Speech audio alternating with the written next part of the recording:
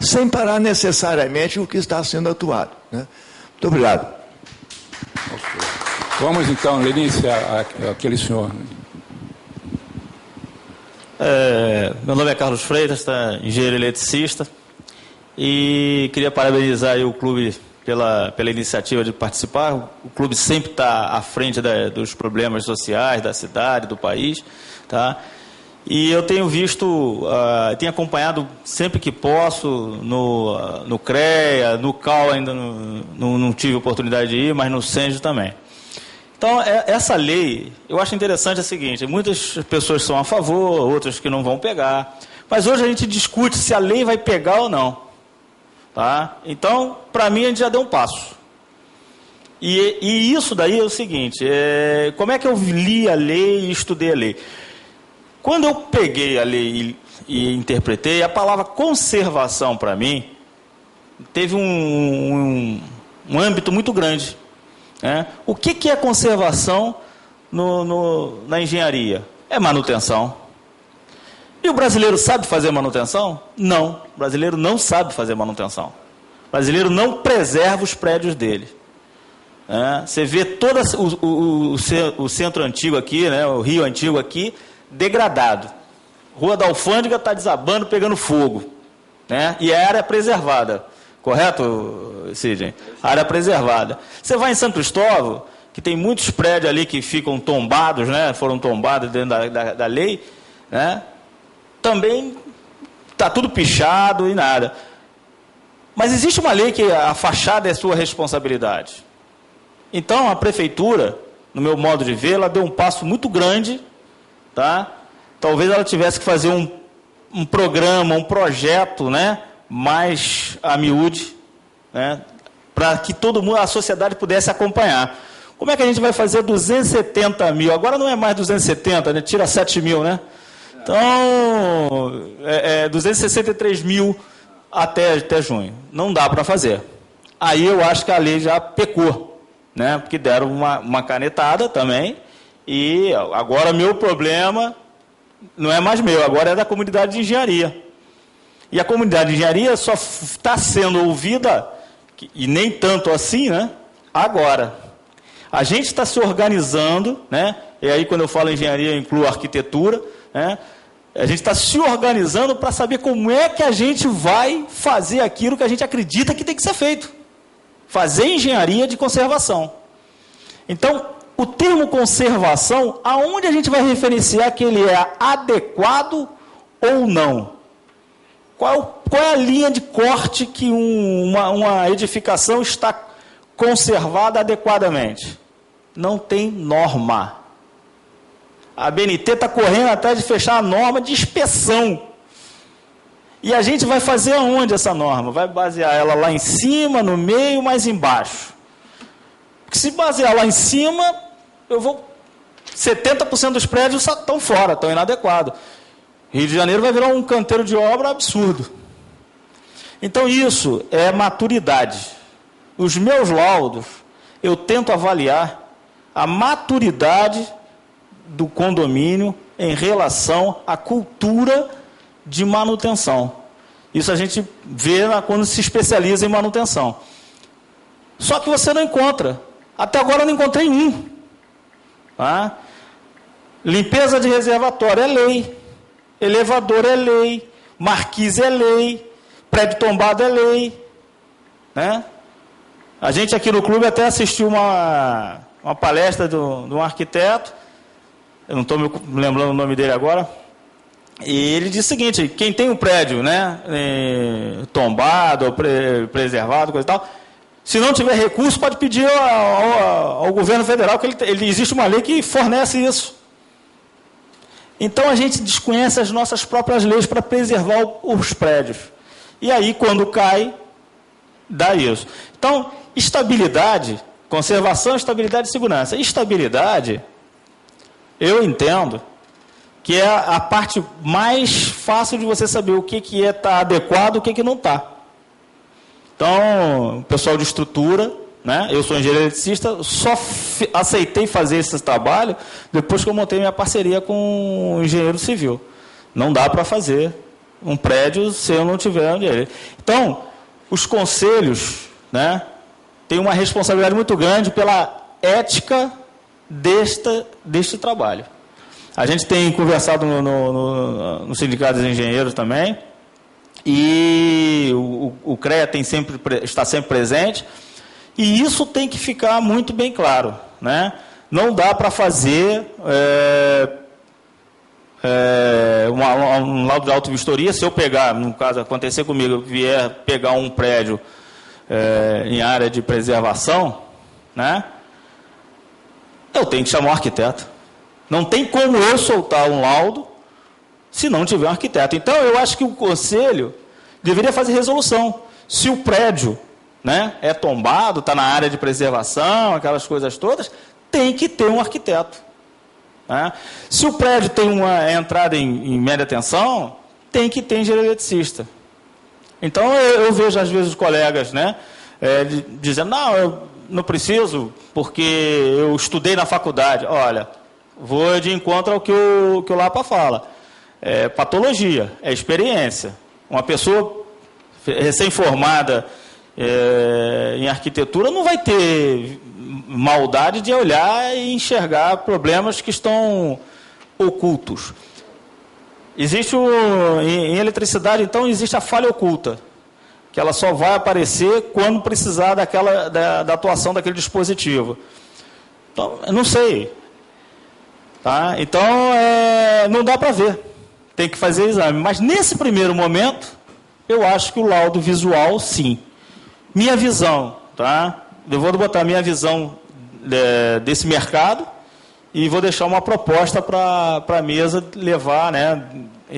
Já que são representantes da nossa área profissional. Minha visão é a seguinte: vai criar de tal forma, né, no mercado imobiliário, a figura da especialização, né, de ter um engenheiro associado a umas administradoras, aos condomínios, para ser o consultor predial. Tem que ter isso.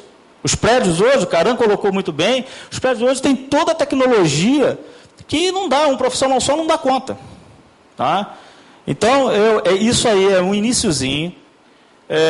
A lei eu acho que vai pegar, porque cada vez que acontecer um acidente, né, fatal numa obra, né, ou num prédio e tudo mais, a gente vai lembrar dessa lei e vai dizer, essa lei tem que pegar.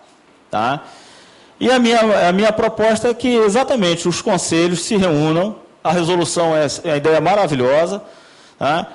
Que os conselhos se reúnam e verifiquem a ética nesse trabalho, a ética do profissional nesse trabalho, regulamentem o que tem que ser esse trabalho, tá? E aí a BNT tem que entrar, tá? A legislação tem que ser ajustada o mais rápido possível para definir o que é adequado, o que não é adequado, aonde está essa linha de corte para sair de um lado para o outro, fica na subjetividade do profissional, tá? E eu acho que é isso, não tem muito coisa para acontecer agora. Daqui nos próximos 5, 10 anos a gente vai amadurecer essa lei. A gente só vai ter uma lei boa mesmo, daqui a 15 anos. Aí a gente pode ter uma lei consistente, trabalhada nos mercados. E o prazo de junho, não precisa, matematicamente a gente sabe que é impossível de cumprir. Entendeu? Então não sei como é que vai ser, não tem profissional do mercado para atender isso. Não sei como é que vai ser o problema da multa. Aí o clube de engenharia tem que entrar defendendo a sociedade, né, e dizer assim, como é que vai ser? Vai multar os prédios? Porque aí vai ficar passível, né? Mas o espírito da lei é extremamente positivo. Tá? Vai criar uma cultura no carioca de preservar a sua calçada, que todo mundo, ninguém conserta a calçada hoje em dia mais, praticamente não se, nem no centro. Você anda no centro aqui, esse calçamento aí, que é uma característica da cidade, nem se tem mais calceteiro, né, no mercado. Nem se tem mais calceteiro no mercado. É isso, gente.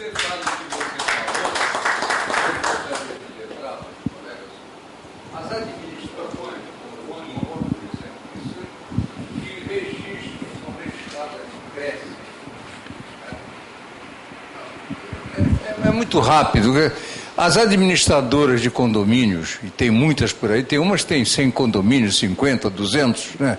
Não tem um engenheiro. Não é? Elas cobram aluguel, faz aquela planilha, não sei o quê, papapá, mas não tem um engenheiro que possa certificar alguma irregularidade, pelo menos aparente, nesse coisa. Então seria bom que se trabalhasse nesse sentido. Eu sei, por exemplo, que a Ordem dos Advogados do Brasil, qualquer ordem, não tem engenheiro lá dentro. Mas o CREA tem muitos advogados, que, aliás, eu sou contra isso.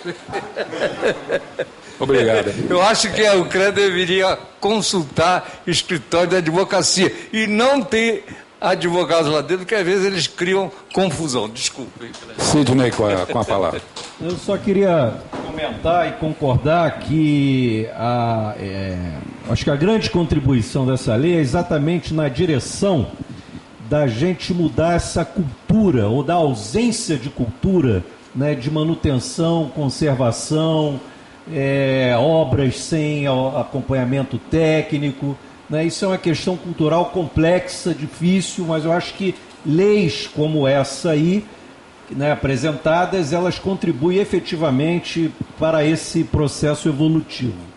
E a outra questão, do seu ponto de vista ético, eu costumo dizer muito isso lá no Conselho, que é o seguinte: nessa atribuição específica de elaboração de laudos, eu concordo, de relatórios técnicos, não é? Nós estamos aconselhando aos nossos arquitetos urbanistas para que façam, caso necessitem, caso se sintam inseguros, não é? Que se faça cursos, que eu não chamo de capacitação, mas cursos de reciclagem. Então não é à toa que nós firmamos, por exemplo, um convênio com o Instituto de Engenharia Legal, que no seu quadro, a formação do seu quadro é de engenheiros e de arquitetos, não é?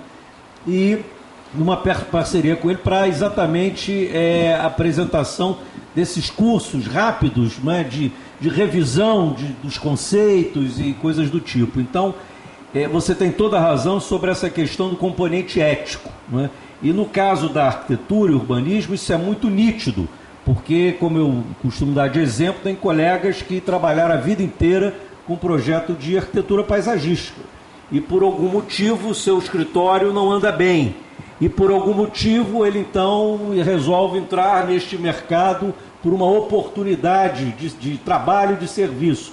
Então é possível sim, mas é fundamental que passe por essa questão do componente ético. Quer dizer, o colega que tem que ter segurança absoluta, do seu ponto de vista da sua capacidade, da sua possibilidade de oferecer esse serviço à sociedade. Porque nós vamos ter, depois que essa lei estiver mais decantada, me parece, Lapa, que nós vamos ter outro problema para enfrentar, que é exatamente quando esses laudos começarem a ser apresentados. Porque a lei não obriga o envio do laudo, a lei apenas obriga que o síndico comunique à prefeitura que o laudo foi elaborado pelo profissional fulano de tal, com registro tal, e fica sob a guarda do síndico. Então imagine você daqui a alguns anos, quando começarmos a ter a necessidade de requisitar esses laudos e verificarmos o conteúdo técnico desse laudo, o que pode acontecer.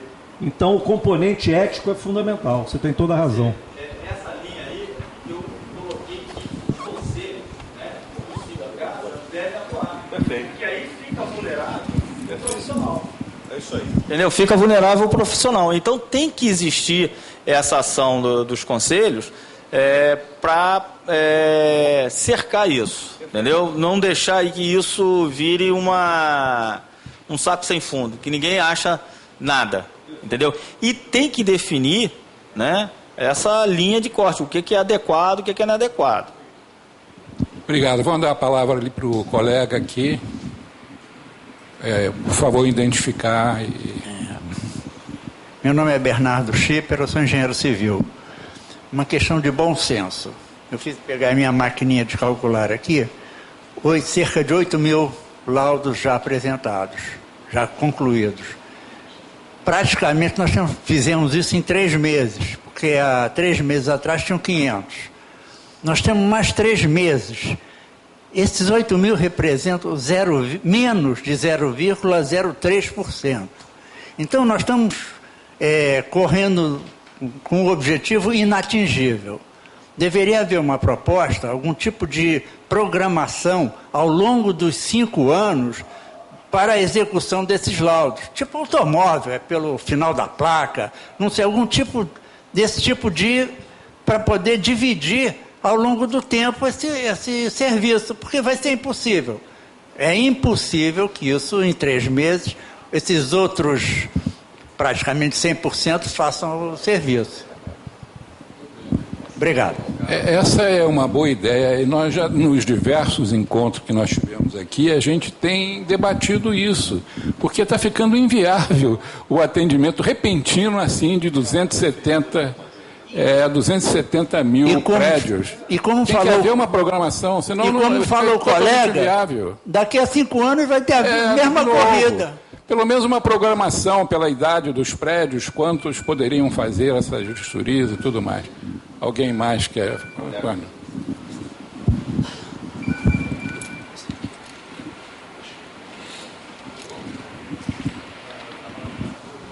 Com relação justamente ao que o colega falou, isso. Identificando o nome... Antônio Carlos, engenheiro civil. O que ocorre é o seguinte, a gente sente que também, eu acho que a prefeitura tem obrigações que ela não faz. O caso, nós temos dificuldade de encontrar as plantas de um prédio antigo, 50 anos.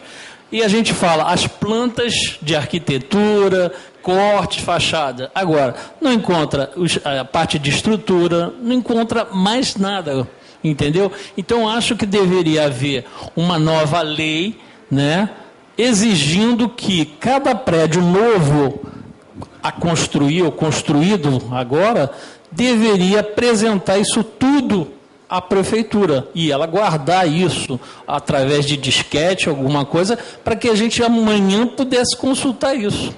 Entendeu? Posso fazer uma segunda observação? Eu trabalho numa empresa que acumulou um monte de plantas em vegetais durante mais de 20 anos. Então, nós mandamos uma carta para... Resolvemos limpar aquilo, né? Mandamos uma carta para cada síndico dessas obras, oferecendo essas plantas. Por incrível que pareça, não apareceu ninguém. Não há E outra coisa que a maioria deles não sabe nem para que servem essas plantas. São os proprietários das plantas. Que não têm profissão, às vezes, muitas vezes... Os proprietários de todas as plantas, do projeto em si, não é da construtora.